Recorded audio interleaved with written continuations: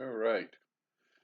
Good afternoon. This is Class 5 Advanced Choral Conducting. The date is, this is a class for April 14, 2020. All right.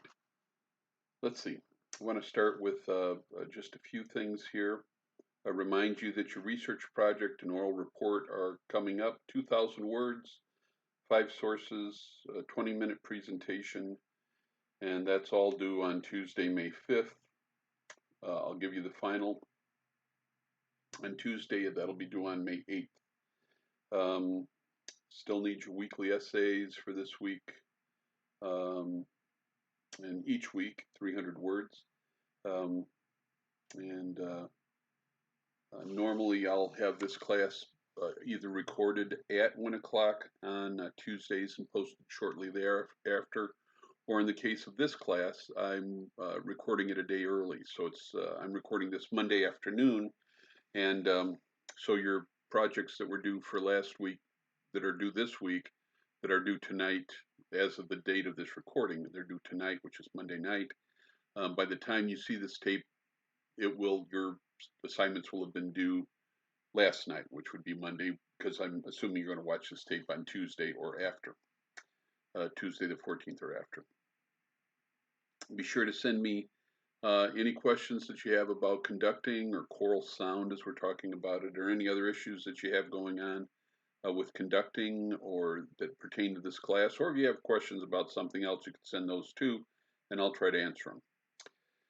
Okay, for next week, next week's class I'll try to post it on the 21st, and your assignments would be due Sunday night. Before then, on the 20th, there'll be an essay. The essay is Friedrich Nietzsche said, without music, life would be a mistake. Do you agree or disagree? And I'll go over that here again in a second, but that's our essay for next week. Sing, play, and conduct, Christ the Lord is risen today. You are doing sing, play, and conduct, Christ the Lord is risen today. Your choice of lines for this week. Next week, I want you to do the same hymn, but I want you to do the other two lines. So if you did soprano, alto for this time through, do tenor and bass, sing either tenor and play the other one, or whatever the two voices were that you didn't use for this time. So, sing, play, and conduct will still be on Christ the Lord is risen today with the other two voice parts. Choral reading score. I already have your choral reading score assignments for this week, 16 through 20. Now we go on to program level 2, 1 through 5. So as you continue to go through the choral reading score, do the next 5 examples. So we've just finished level 1. Now we'll move on to level 2. That should be where we are. Level 2, 1 through 5, just turn the page and it continues. I've shared, I think, the first 2 discs with you. Let me know when we run out of discs and I have more discs to share. As a matter of fact, I'll mark that down. Share choral reading score program discs. And if you don't get them, let me know and I'll make sure to share those with you. All right. Next week we're going to discuss Green, chapter 9, 10, and 11. Chapters 9, 10, and 11 out of the Green book. So read through those. Again, very fast reading in Green and lots of great information. Your research paper outline is due on the 20th of next week. So again, this is the 13th when I'm recording it. So before the end of today, but before the end of Monday, the 13th, your bibliography is due, your 5 sources or 5+ sources if you're using more than 5. So I need that, and then next week I need your outline. It should be a 1-page or thereabouts, could be a 2-page outline. It should have your thesis statement, it should have your concluding statement, and it should have the main points that you want to cover in each paragraph. So on a page or on a 2,000 word essay, it's going to take I think at least a full page to flesh out what you want to cover in that uh, in that outline.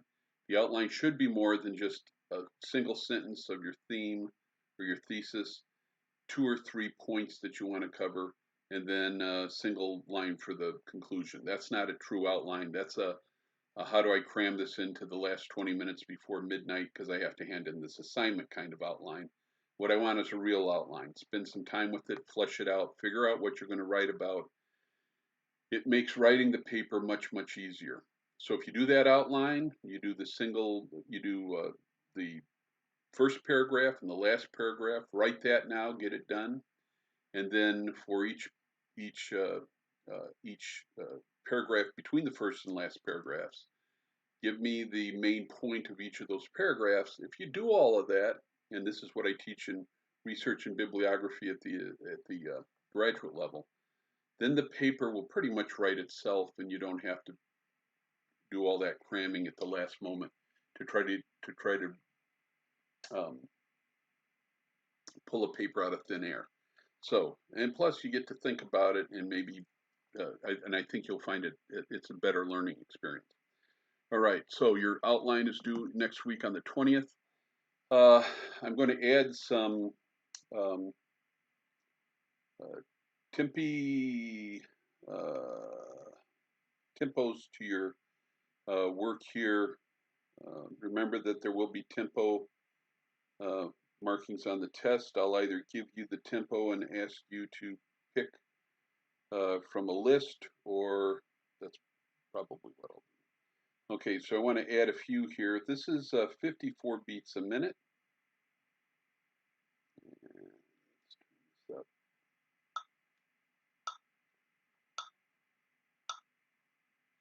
That's 54 beats a minute.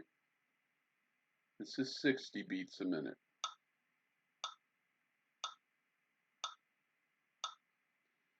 This is 76 beats a minute.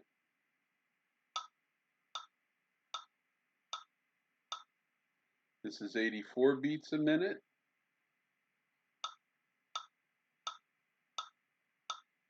This is 90 beats a minute.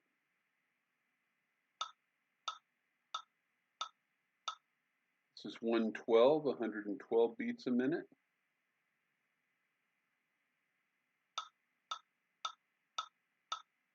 This is 120 march tempo.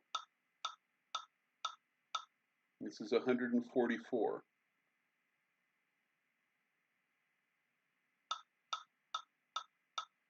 Okay, I'm going to give you a tempo, try to figure out what it is.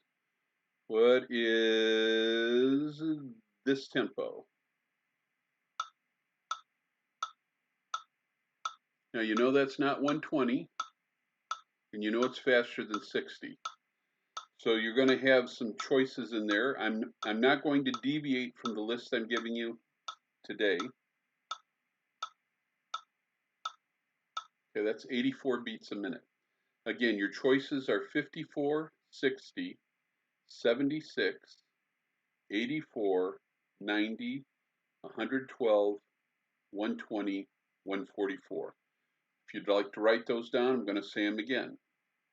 54, 60, 76, 84, 90, 112, 120, 144. What is this tempo?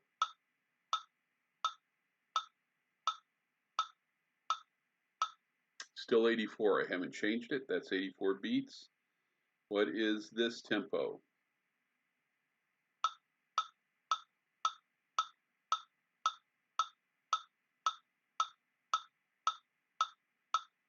That's 112.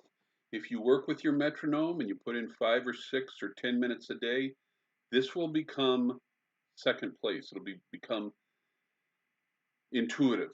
As much as intuitive things can become intuitive. Okay, what is this tempo?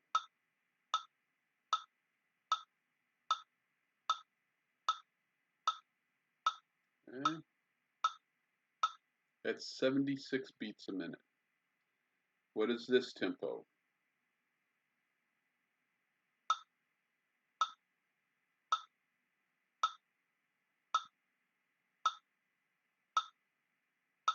It's 54 beats a minute.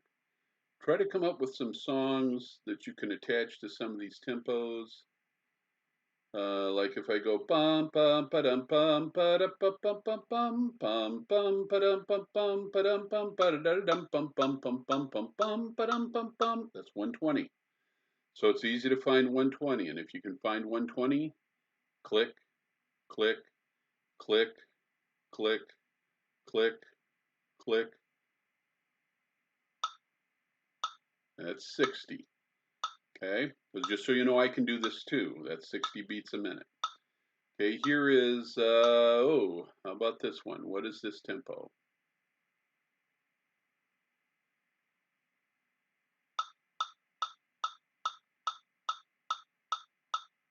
It's too fast for a march. Be hard to march to that. There's only one tempo above 120 that you need to know at this point. That's 144. For this class, 144. That's above 120. How about this?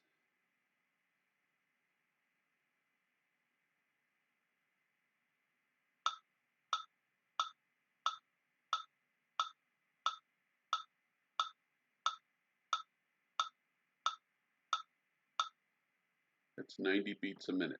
All right, so keep working on those tempos, and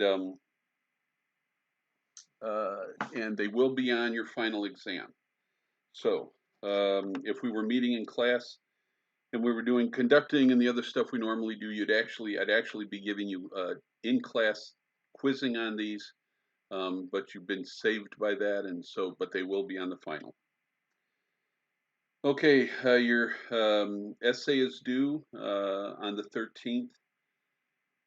In 1993 and again in 95, scientists in the University of California at Irvine found the college students who listened to a sonata by Mozart for a few minutes before taking a test did better than students who listened to no music or even music by another musician. Do you believe that music can make you more intelligent just by listening to it? Should teachers play Mozart sonatas whenever they give a test? Okay, so that is due the 13th. We've already talked about Sing, Play, and Conduct. Christ Lord is risen today. Your choice of lines, also due on the 13th. Choral Score Reading Program. I've already received both of your Choral Score Reading Program picks, and you're doing fine on those. Keep up the good work working through those examples. And then, of course, your research bibliography is now due. Okay, let's see. Let's move on. Let's go over the essay for next week one more time. This is due on the 20th. Friedrich Nietzsche, a philosopher, said, "Without music, life would be a mistake." Do you agree or disagree with that statement, and why? Do you agree or disagree, and why? 300 words essay for next week. It's nice, straightforward. We are on with, we're going to cover the book, some more chapters in the book today, 4, 6, 8, chapters 4, 6, and 8 in the book, and then talk more about choral sound. I hope you had a chance to listen to the examples. We will, as we talk more about choral sound, I'll have you stop this, go back and listen to some of these examples again. But I want to start with the book. Chapter 4 is on beat patterns and subdivided beats. Some of the stuff that I want to point out, just a few things I want to point out to you. Of course, read the chapter. If you have questions, ask the questions. But I want to point out some things that I think are some major points of this chapter. Whatever you do as a conductor, it must be done in time for musicians to respond to it. So, if I'm going to give a downbeat, the downbeat, the point when I'm hitting the downbeat and the point when the person is singing or the instrumentalist is playing, we meet there in time.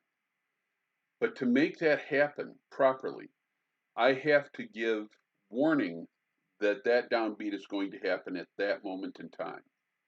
So what I do with my pattern is I give information that tells the musician, the singer or the instrumentalist, the musician on the receiving end of that gesture, that I want them to begin a sound at a particular point in the future as I make my gesture. What I do in terms of giving that information to the musician is I give the information to them before they begin making a sound, and at the point that they start making that sound, I'm on to the next gesture to tell them what the next um, uh, activity is that I want them to do. So whatever you do has to be done early enough that musicians can actually respond to it. That means that if I'm conducting a 4/4 pattern, and on the fourth beat, and on the next beat, let's say beat one of the next measure, I want an accent. I have to signal that accent before beat one. I can't signal the accent on beat one. So it would be 1, 2, 3, 4, or 1, 2, 3, 4. And so I'm doing a gesture that comes before that beat that signals that I want an accent. Okay. All right. So we'll talk a little bit more about some of that here in a moment. We talk about European conductors. Second point, good point in the book, mental training is as important as manual training. It is just as important that you're training your hand, your arm, your wrist, proper motions, your baton technique, your a proper uh, pattern for whatever beat pattern you're using. All of that is kind of this manual training, the physical training of the hand, the arm, the wrist, the body, communicating your left hand independence. All of that is the manual part or the physical part of conducting. Then there's the mental part of conducting. Mental part of conducting is that part that allows you to um, understand a piece of music and then um, and then communicate that understanding of the music to the musicians you're conducting. We're going to talk a little bit more about that too. So be developing other aspects of uh, of your general knowledge of music. Again, we'll talk about that here again in a second. Um, Finally, chapter 4, it's an excellent chapter on the intricacies of the beat pattern. You had beat patterns in beginning conducting. I'm assuming that you remember that. Um, and I don't want to go into this part of the chapter in too much more detail, though you should have read it, and I hope you've been able to apply some of the things that you read. But it's an excellent chapter on beat pattern. What the chapter does is it dissects the motion and gives you an underlying reason why each motion should be what it is within the pattern. If you have questions about reread the chapter, but if you have questions about that, email me your questions. Okay, so that's chapter 4. Chapter 6 is phrasing, tempo changes, and endings. Okay, now we're going to talk about the mental training, as I mentioned a few moments ago from chapter 4.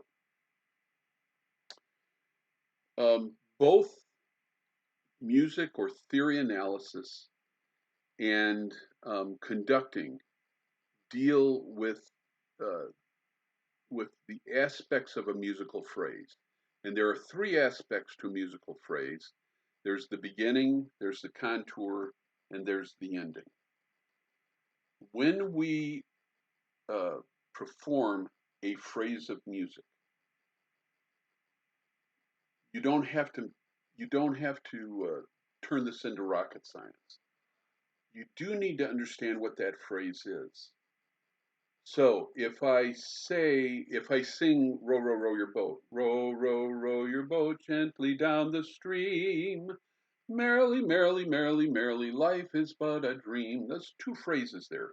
There's an antecedent phrase and a consequent phrase. There's a phrase that basically asks a question, and there's a phrase that answers the question.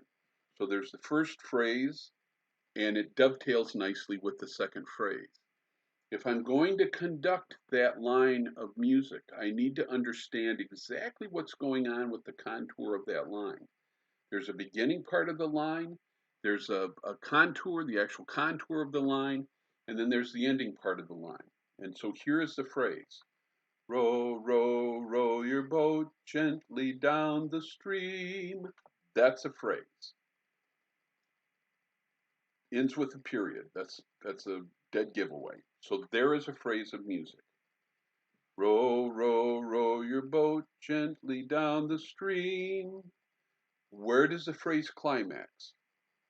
All phrases have a tendency to have a climax, have a decline that comes after the climax, or maybe it ends on the climax. There's a build in a phrase. There is some parts of the phrase are more important than other parts of the phrase. And so we look at that phrase and we start to analyze it. And I'm using something like row, row, row your boat because it's simple and I can sing it. So so let's talk about the beginning. The note that the phrase begins on must establish itself, and must establish itself because the whole phrase flows from that. So row, row, row, row. So I've got this phrase and I have this repeating first three notes. Well, what other compositions have repeating first three notes in the phrase? Beethoven's Fifth Symphony. Bum, bum, bum, bum. Only row, row, row your boat goes in the opposite direction. Row, row, row your boat. Okay, so there's these repeating notes. So those are important notes. But generally, what is the important note? What are the most important notes in a phrase? Typically, the most important notes in a phrase might be the longest notes, the loudest notes, or the highest notes. Sometimes all three of those things occur in the phrase. But the point here is I'm really taking this phrase apart and I'm analyzing it. If I understand the phrase, if I understand the phrase is, in this case, going to ask a question, then when I conduct it, row, row, row your boat gently down the stream. And I know that's building, that's a climax of the phrase. Merrily, merrily, merrily, merrily, life is but a dream. And we've got a climax on that second phrase. Merrily, merrily, merrily, merrily, life is but a dream. The climax happens very early in that phrase.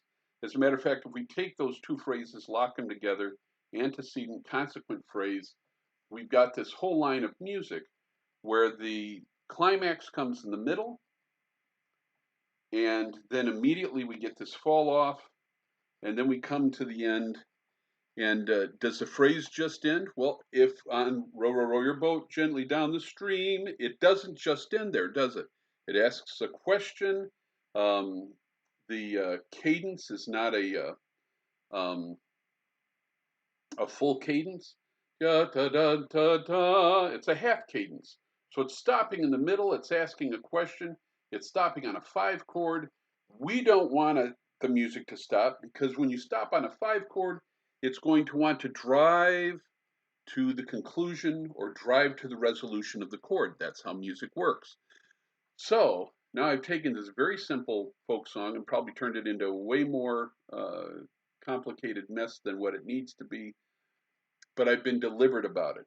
I've looked at the phrase, I've deciphered it, I've actually analyzed. It starts out on tonic, bum, bum, bum. That's a 1 chord. Ba-dum, bum, ba-dum, ba-da is a 5 chord. Dum, bum, ba-da-da, ba-da-da-da-da. And if it ends on a 5 chord, phrase ends on a 5 chord, it's going to drive me to the next phrase, ya, which starts on a 1 chord. Da-da-ba-bum, ya-da-da-da-da-da-da-da-dum. Actually, 1 chord, bum, bum, bum, ba-dum, bum, ba-dum, bum, bum, 5 chord, ba. And then we get an arpeggiated or a triadic one chord. Bum, bum, bum, bum. You can't get a stronger one chord than that.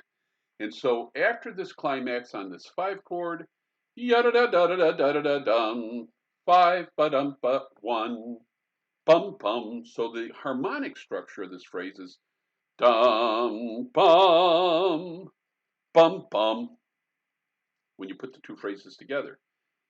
Now I've analyzed it harmonically. I've analyzed it as far as the contour of the phrase. Now when I conduct it, I have a full understanding of the music. Bum bum bum ba dum bum ba dum ba dum dun dun dun dun dun dun dun bum ba dum boom, and I make it music. Now, if I can do that with a simple little thing like row row row your boat, and then transfer that to other pieces of music, all of a sudden, yum bum bum bum bum bum bum bum ba da da da ba da da da ba da da da.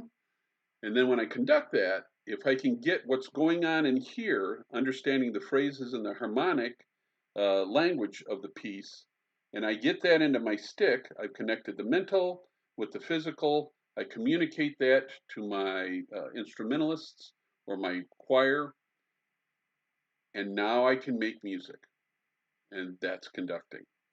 So, phrasing, tempo changes, and endings. So we're still on chapter 6, and we talked about, let's see. Speed of motion. The size of gesture is a byproduct of the speed at which you are moving. We've talked about this before. Um, the bigger your pattern, the faster you're moving. The slower your pattern, the slower you're moving. Okay? Or the smaller your pattern, the slower you actually physically are moving. So our speed of motion between beats changes to enlarge or diminish the contour. So between beats, what I'm doing with the motion of my hand through space is dependent on what I want the contour of the piece to do. So if I'm trying to make the contour open up, make it more grand, make it louder, I have to cover more space.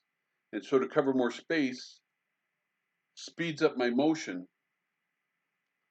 Even though it doesn't speed up the tempo, it makes, if I move faster, and thereby, if I make the pattern bigger, I'm moving faster. Thereby I can I can cause the phrase to increase in volume. Okay, and vice versa. If I've climaxed and I'm trying to bring the dynamics of the phrase down, I simply reduce my gesture size. That slows the motion of my hand down. It doesn't slow the tempo down. It slows my hand motion down through space and allows the dynamic level to drop, or the energy of the phrase to drop. And you're already going to do this intuitively. You already know this. I'm simply telling you this, and the book is mentioning it so that you know actually what's going on and how human beings respond to the motion that's coming from your hand. I don't want to overcomplicate it, but that's the way it works. Okay, page 72 in the book. Good page. This is page 72. It's talking about the size of gestures. It says this is where much of the trouble starts. The inexperienced conductors, just where does a phrase end?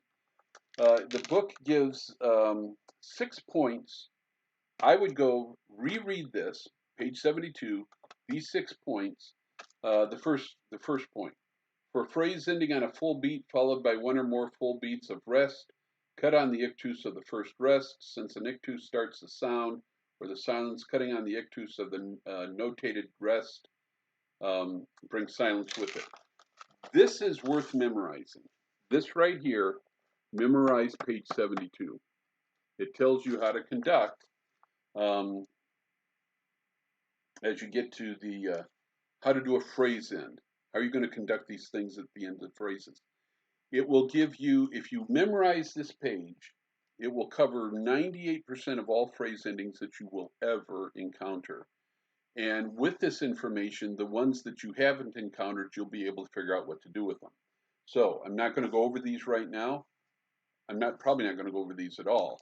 But go memorize this. It's well worth it.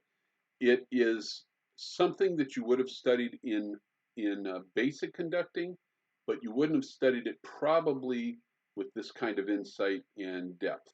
That's why it's worth taking a look at. Okay, the up ictus. We're still on chapter 6, the up ictus.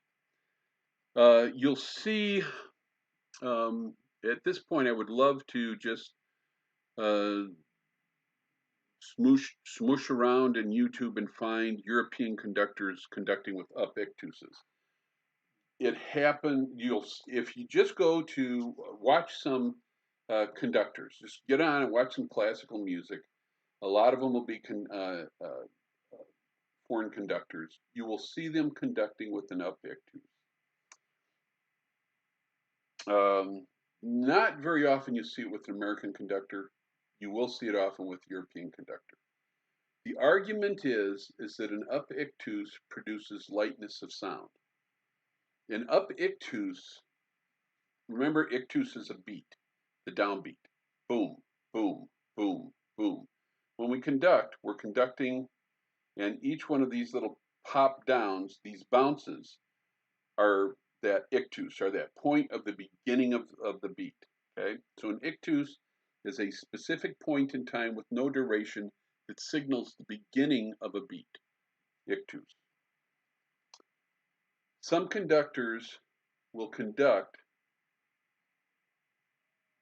and conduct so that the beat becomes almost a preparatory motion, and this becomes the ictus.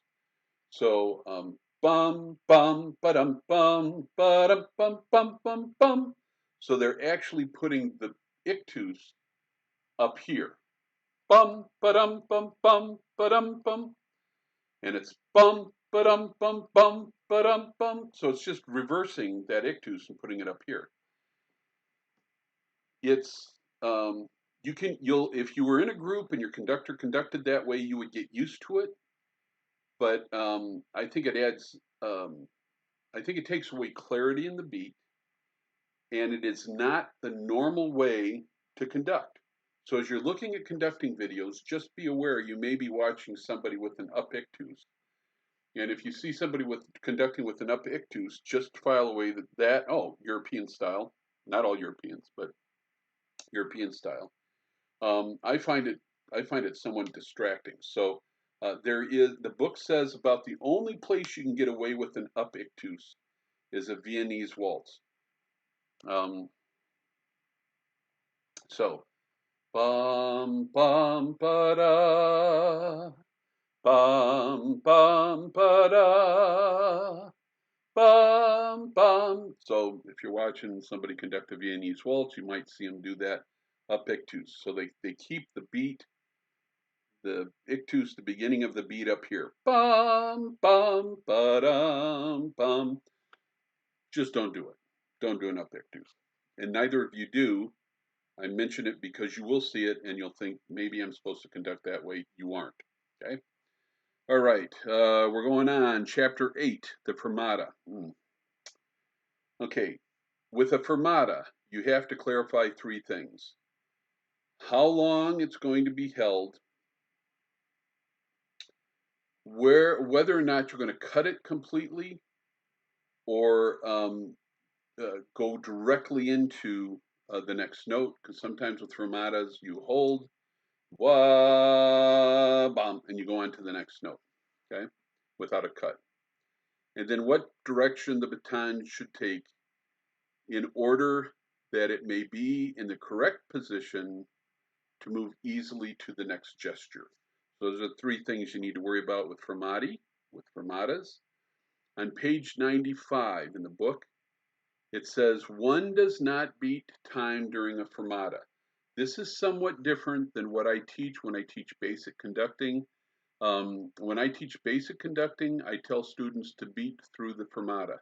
So if I have a phrase and it ends on a whole note with a fermata over it, I will instruct the students to beat through all 4 beats and then hold on the 4th beat. Okay?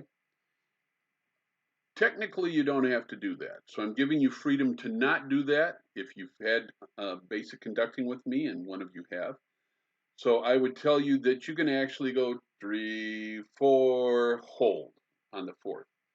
The reason I tell undergraduate students to conduct through the fermata is because the music doesn't stop. Now, uh, this book says the music stops. There's no motion in a fermata. I disagree with that. I think that music is always moving forward. As a matter of fact, it was Robert Shaw who said there's no dead time in music. And the moment you go to a fermata and hold it, that becomes dead. So by conducting through a fermata, you keep at least the pulse going until you hold, which keeps musical or keeps rhythmic integrity with the fermata. You don't have to do that. You can just get to the fermata, hold it, and uh, but just so that you know, this is advanced choral conducting, and you have the freedom to do that. And quite often when I have a fermata, I will hold it. I won't conduct through it, but sometimes I do, and it depends on what the music's telling me to do and what I'm trying to accomplish in terms of my conducting with the group. So especially if you have music, if I were going to hold, for instance, a half note, and I'm going to move on to, uh, and I don't take an actual break. I just move. I just hold ya ya da da. I'll conduct through the note and then hold on whatever the last beat is that the fermata is suggesting. So if it's a whole note, I'd hold beat 4. If it's a half note, I'd hold beat 2. So just so that you know, it's just another tool to add to your arsenal. Um, so sometimes and then the book does say this, sometimes you freeze motion. Sometimes you continue with some motion. Because sometimes you have a fermata and you might actually have to crescendo on it, or you might have to diminuendo on it. So you can't just stop motion in those cases. Music, if you do have a fermata, you have to understand, is this actually static? Is the music doing nothing? Is it actually just laying an egg here? Or is there something I need to be accomplishing with this? Am I draining energy away? Am I adding energy and preparing for the next um, uh, musical phrase to come? In which case I have to keep the motion going somehow. Again, another reason to conduct through. Um, and we'll talk about this, and I'll give you an example here in a moment as we continue through this. The length of a fermata. The simple uh, formula fermata that you will hear, and you'll hear it over and over again, is that a fermata, you should hold a fermata for twice the length of the underlying note. So if you have a whole note and you have a fermata, you hold it for 8 counts. If you have a quarter note and you have a fermata over it, you hold it for 2 counts. Okay? You just double the amount of the length of the note. And that is true if you're doing Mozart, Haydn, early Beethoven, or other classical music. When I say classical, not serious music, I'm talking about music written between 1750 and 1820. So if you're doing classical music and you see a fermata, the fermata means to double the note value and hold it that long. It is that specific.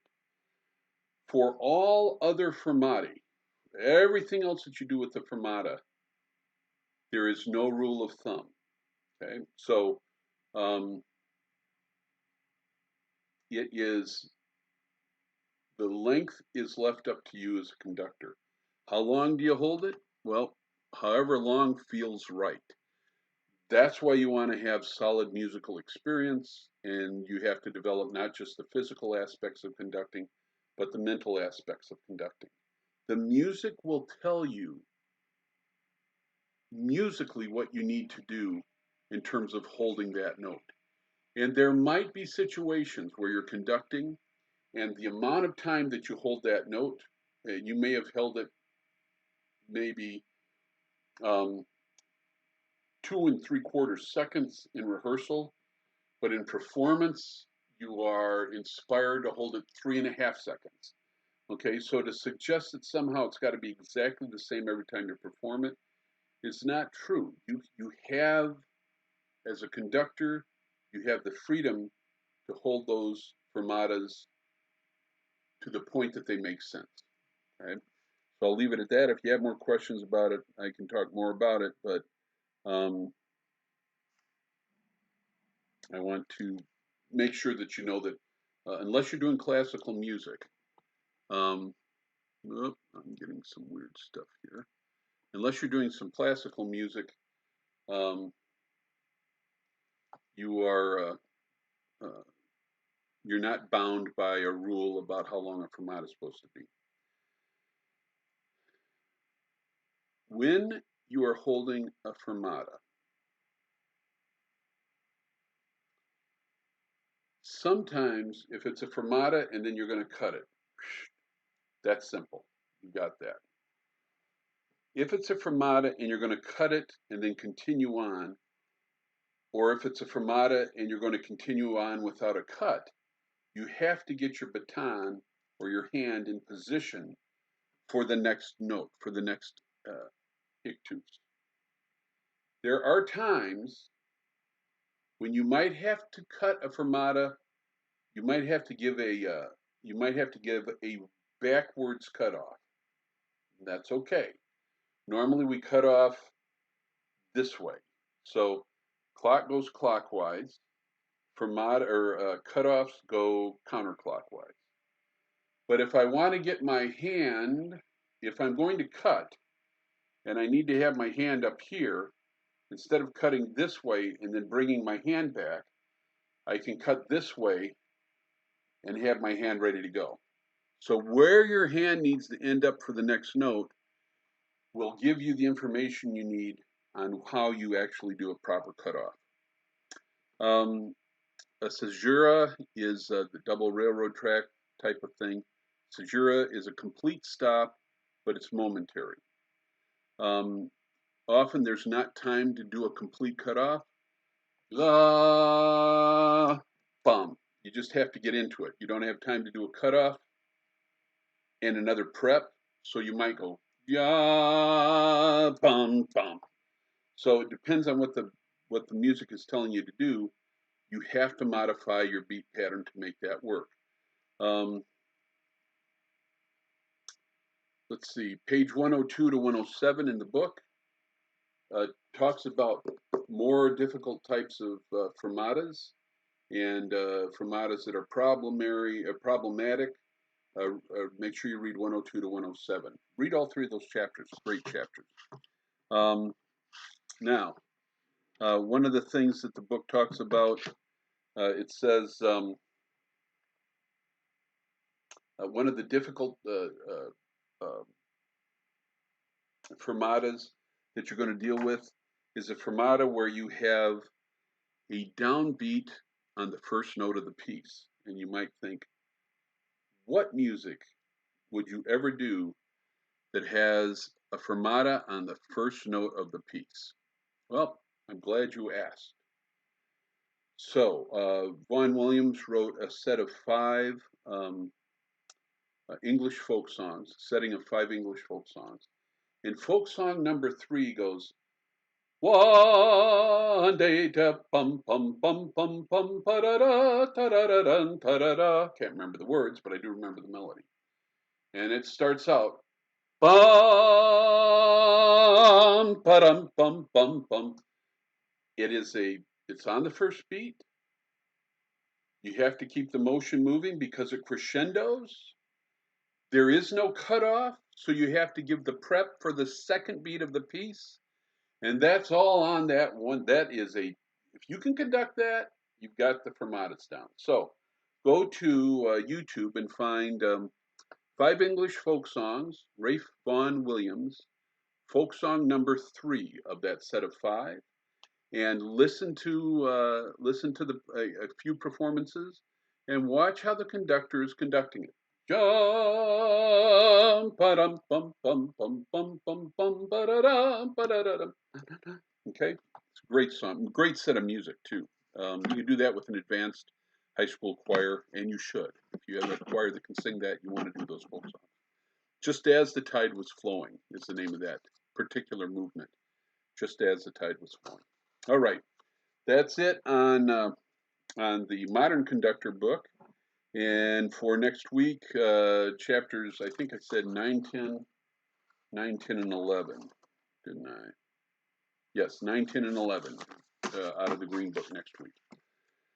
Okay, we're on a roll here. We're back into continue to talk about choral sound. Choral sound that you're not going to find in this book. The book doesn't talk about it, choral sound, but you will find it starting with the lecture from last week. I want to continue. I highlighted 4 schools of choral sound. There's actually 6 we're going to talk about today, but I want to highlight again the 4 main ones. Westminster sound, which is a dark operatic sound. The St. Olaf sound, which is a straight tone, clean, clear, light European sound.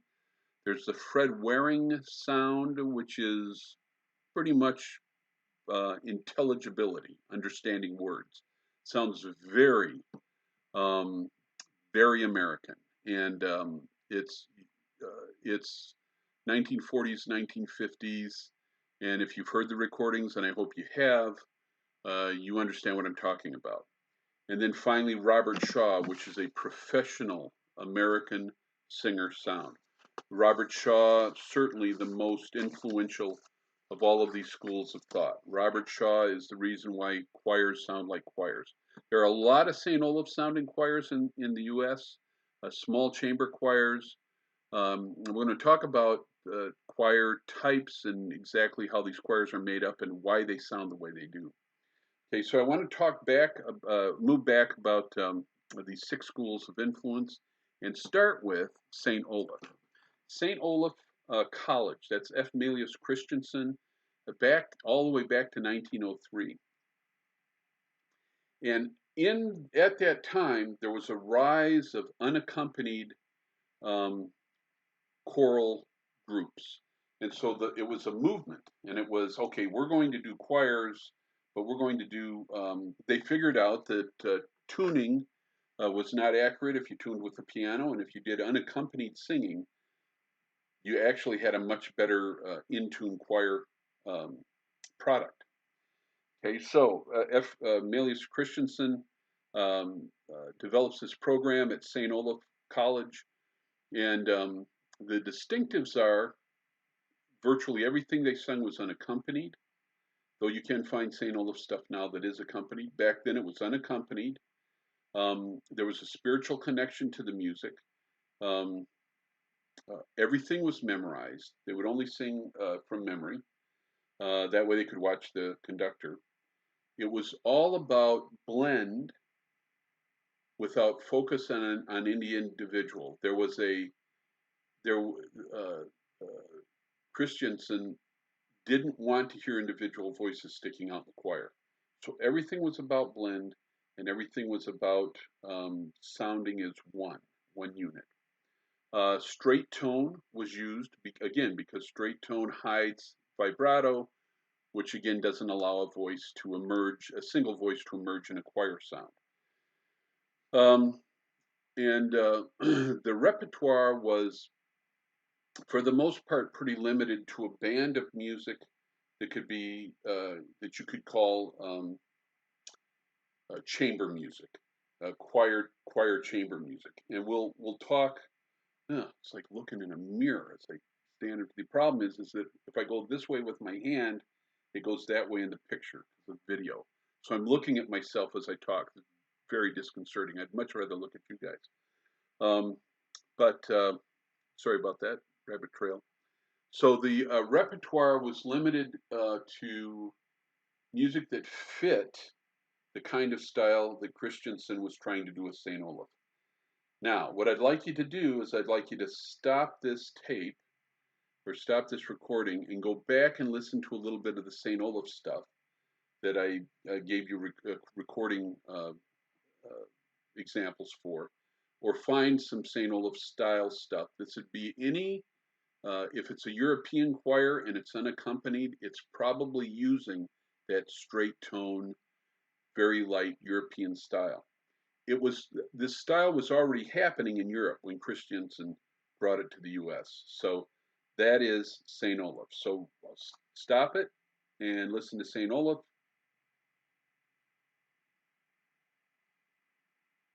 Okay, you're back. If you didn't listen to St. Olaf, go back and listen to St. Olaf when we're all done with class. Now we're going on to Westminster Choir School. That's Princeton, New Jersey.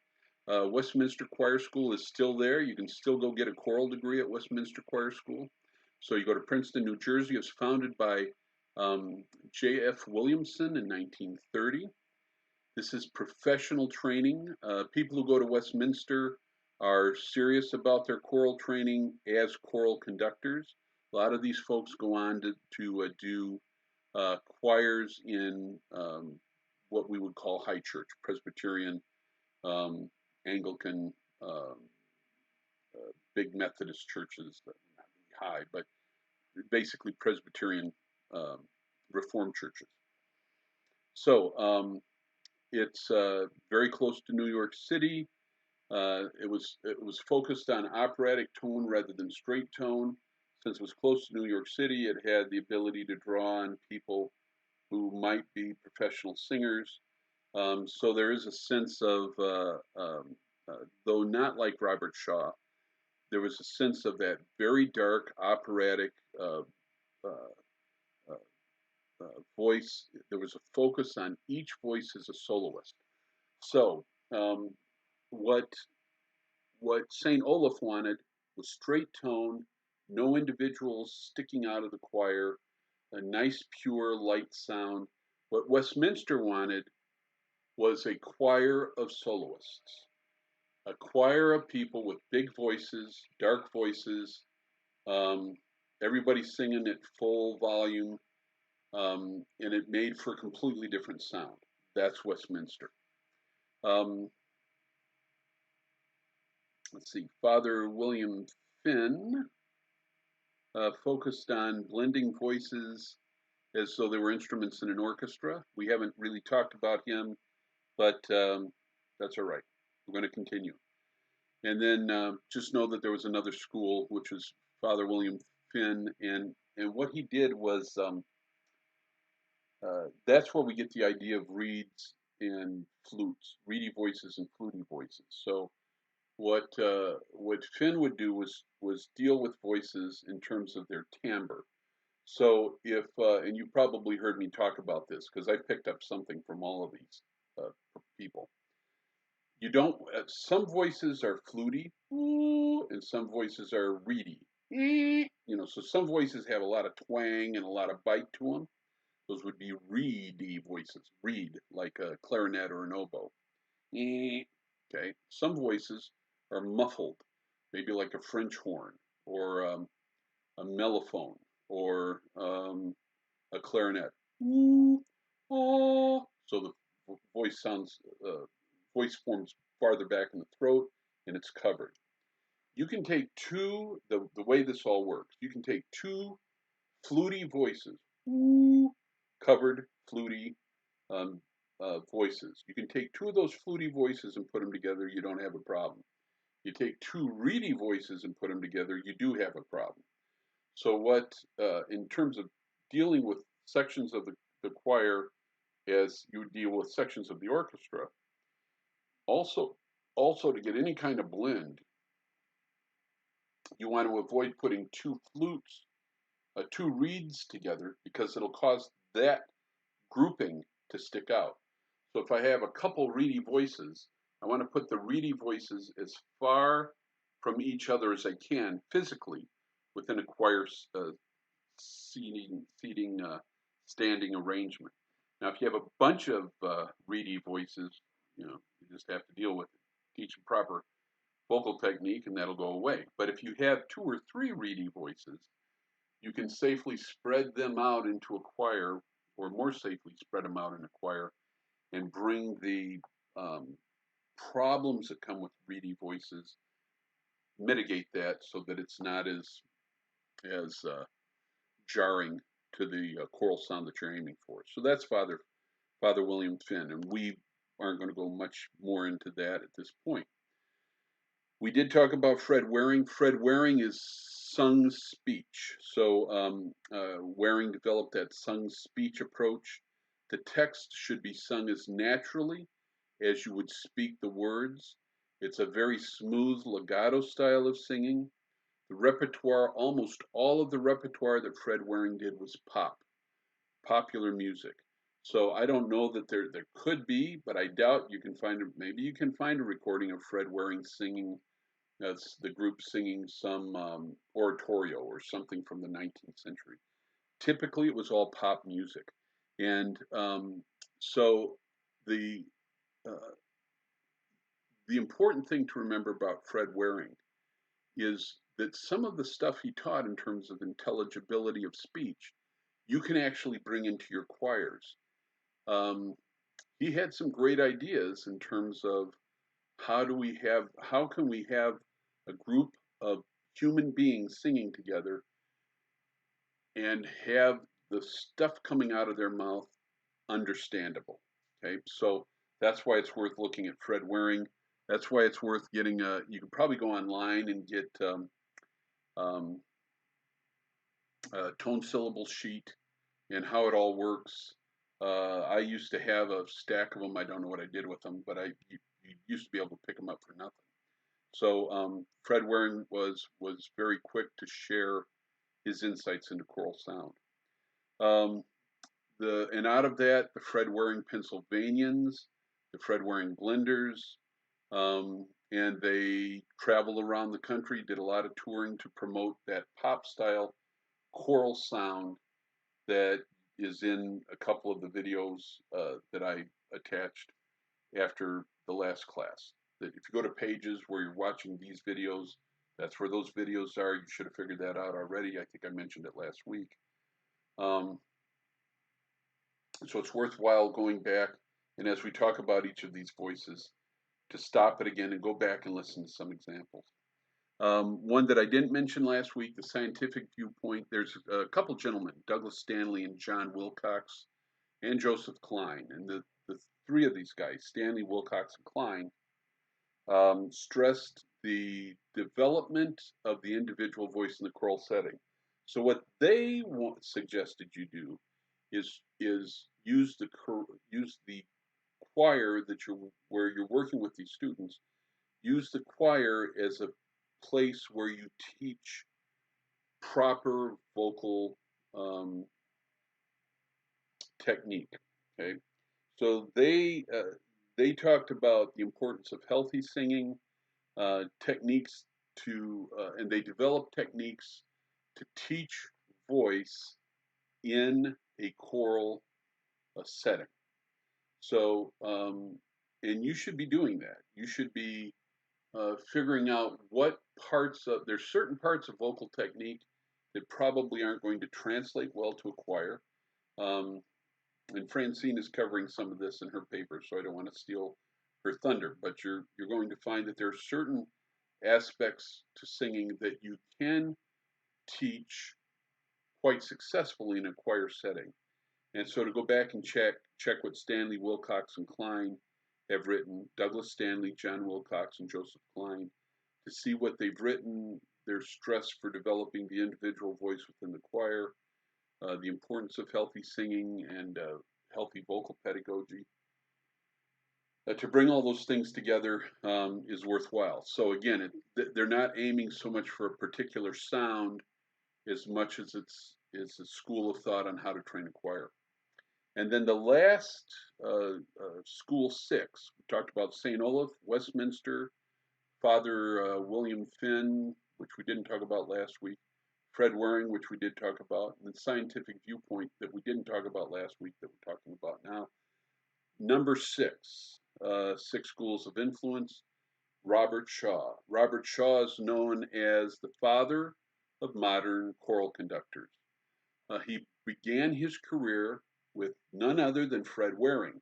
So it's amazing because Fred Waring has a very specific sound, and the sound that Shaw has is not anything like Fred Waring, but that's where Shaw gets his start.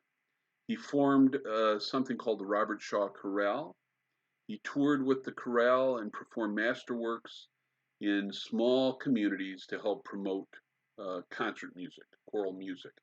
So Robert Shaw was a very generous individual, and he took his choir around to places where that didn't have ready access to live classical music, certainly not live choral music.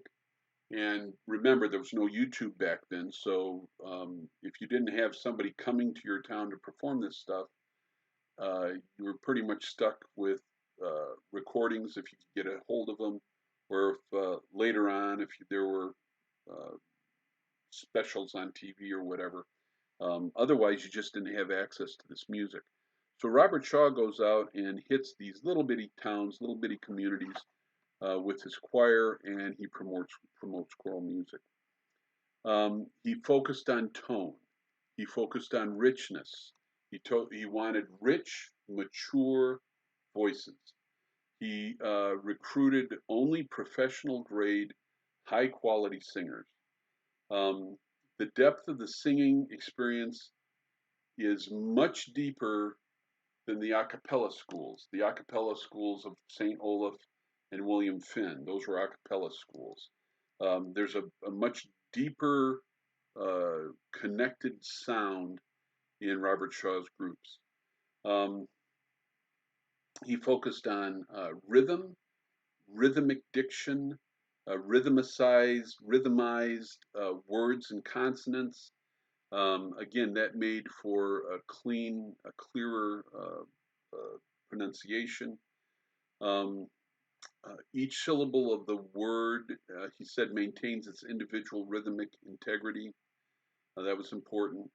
And the text was not permitted to blur the inherent rhythmic nature of the musical line. So for Shaw, sound, timbre, richness of voice, and a sense of rhythmic integrity within the line was paramount. Um, the music, and then he used that then to create this wonderful music. Fortunately, we have a plethora, that's a great word, a plethora of recordings by Robert Shaw. They are some of the definitive recordings of certain works. Certainly, when you think, and I've mentioned this before, when you think of that typical Messiah recording that you hear over and over again, the Messiah recordings that you hear at Christmas time, they either are actually Robert Shaw's the Atlanta Symphony chorus or Robert Shaw chorale. It's either one of those groups, which are directed by Robert Shaw, or it's a choir that sounds like a Robert Shaw directed group. That's the sound. Um, all right, I want to continue with uh, the progression of professional choirs. Professional choirs in the United States, we can start with the Collegiate Chorale, 1941. That's the roots. The Collegiate Chorale would go on to become the Robert Shaw Chorale. So professional choirs, 1941, the Collegiate Chorale, which would become Robert Shaw Chorale, was founded by Robert Shaw. He conducted it until 1954. They did masterworks and unaccompanied works, variable sized group between 30 and 150 voices, depending on the repertoire, what it needed, became very well known. And they have over 100 recordings out there, some of which are by a group called the Robert Shaw Chorale. Again, it was a collegiate chorale that became the Robert Shaw Chorale. Lots and lots of recordings out there. Like I say, some of them are the definitive performances of certain works. And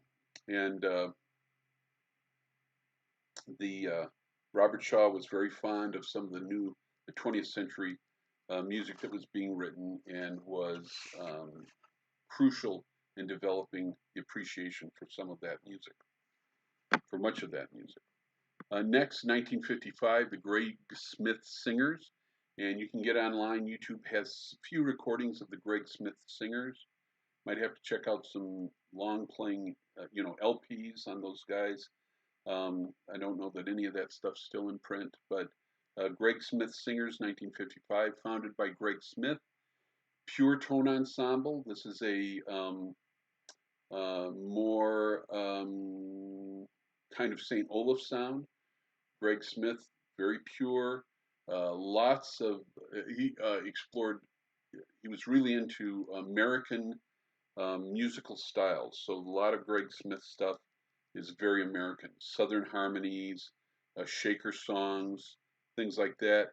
Small groups. His choirs were anywhere from 15 to 25 people.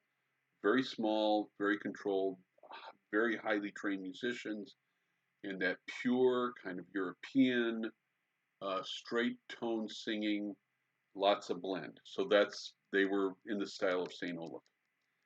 Chanticleer was a group that was founded by Kenneth Jennings, all male ensemble. This is, I had a student that I taught at UMKC that was a member of Chanticleer.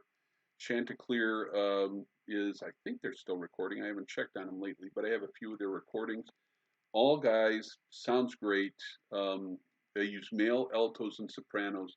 This is very much a European or very much a British ideal where you have a choir, they're all males, and you're using little boys to do the alto and the soprano. In this case, Chanticleer is all adult males. And so the altos and the sopranos are males singing in head voice, in a pure head tone.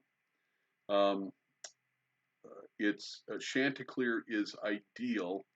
Their recordings of early music it's the ideal ensemble for early music, for that kind of pure sound that it lends authenticity to early music recordings. So 12 to 18 singers, very very small group, auditioned group. Like I say, professional. They're it's a full-time job for these guys. They tour extensively. So think of them as Chanticleer as kind of almost kind of swingle singers from Britain, or king singers. They're like king singers from Britain. That's Chanticleer over in the United States. Lots of touring.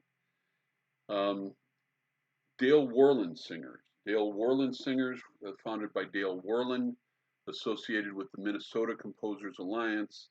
Emphasis on straight tone and complete blend in sound. Employed only highly trained singers, 20 to 25 singers at a time. So Dale Worland was similar to Greg Smith. You can get recordings, more recordings of Dale Worland singers on YouTube. So some of these groups are older groups and are no longer singing, but you can still hear what they sounded like. Now, current, probably by many accounts, I would say, and I'll end with these guys. Kansas City Chorale. Kansas City Chorale is conducted by Charles Bruffy. Charles Bruffy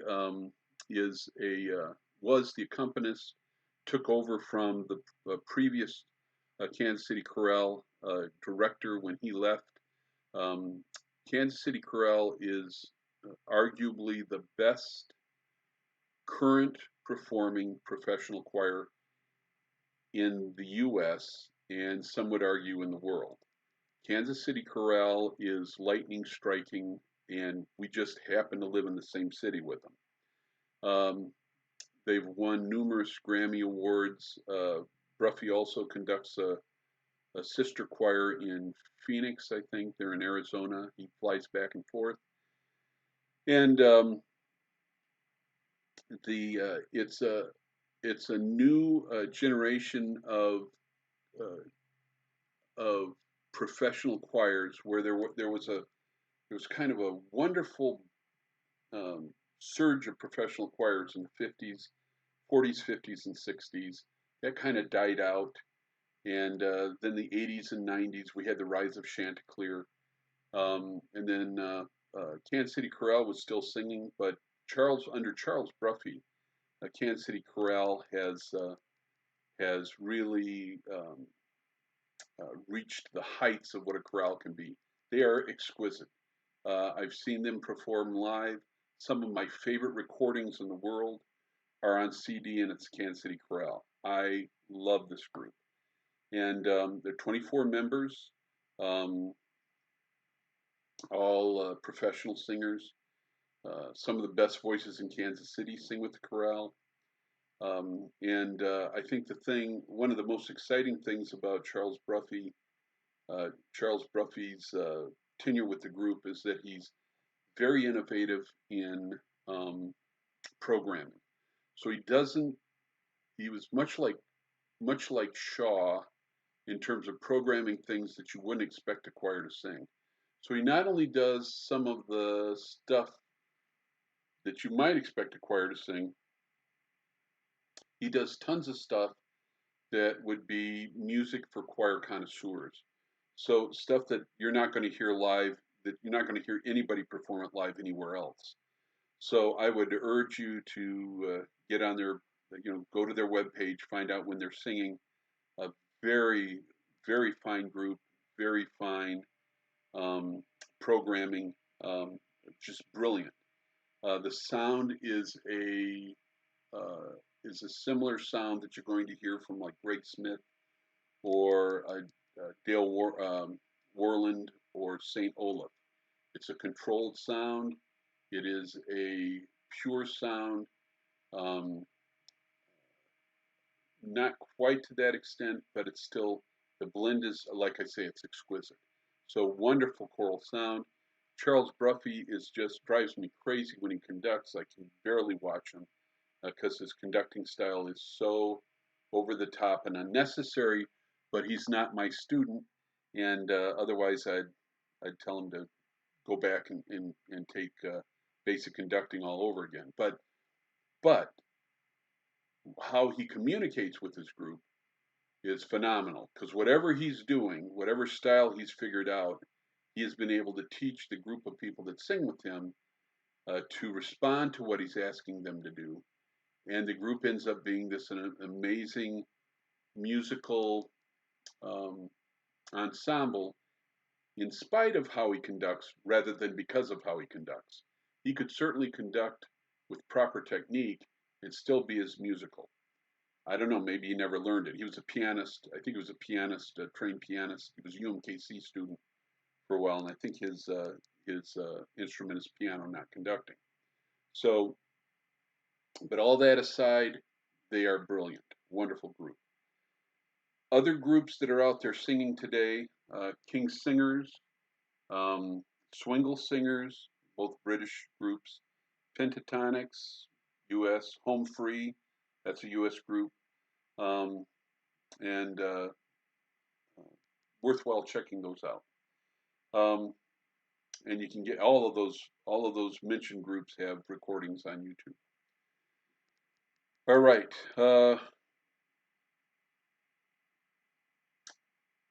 One of my choral conductors, Don Armstrong, said that music is basically legato. Unless you're told to do otherwise, it's legato. Robert Shaw said there's no dead time in music. Those are worth remembering. I'm going to end what I have to say about choral sound here. If you have questions, I've given you the recordings to listen to, so you can go back and review some of that, and you can go, now that you understand what the style is, you can go back and listen to other choirs. And what I hope you start to develop is an ear that says, "Whoa, that's like Olaf style, St. Olaf style. Oh, that's a Robert Shaw sound." Okay, I can tell you that when I conduct, all things being equal, the aesthetic that I have for a choir is a sound very similar to Robert Shaw. Robert Shaw has impacted me as a conductor as he has impacted countless other conductors. So there's nothing special about that. I've had enough training with other styles of conductors, mainly St. Olaf style, that I can move freely between those aesthetics depending on the group, the repertoire, the size of the group, the abilities of the group, the repertoire we're singing, and the context of what that's occurring in. So when I conducted a group called Evidence at Calvary, I was more St. Olaf in sound purposely for that. And I pulled in some Fred Waring tone syllable stuff to make sure that we could understand the words because that was the nature of the group. When I was rehearsing the chorale last year for Messiah, I was looking more for a Robert Shaw kind of sound because that's what we've come to associate with Messiah. So you don't have to be exclusively one sound. You can develop, you can understand what the basics are for these things, and you can develop a toolbox that allows you to move between ththese different choral sounds uh, based on what you need for a particular instance. Um, Now, I'll end with this. We have you do have to do your listening. Remember, you're going to do listening, and you need to record.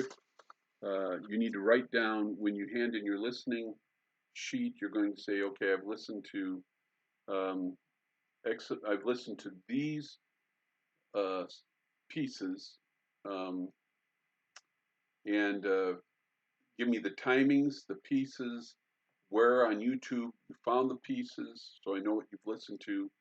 And then, of course, you're going to put three style characteristics for each of those uh, style periods.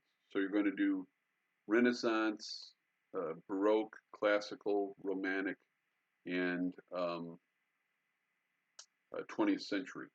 So don't forget that. I know you have a paper to write, you have an essay to write each week, you have your assignments to turn in each week. So don't forget to do those other things. Again, if you have questions about any of this stuff, let me know, and I will try to give you a timely answer, unless it's something that I think you both need to know, and then I'll include it in a video, one of our video classes. So stay safe, and we will talk to you next week.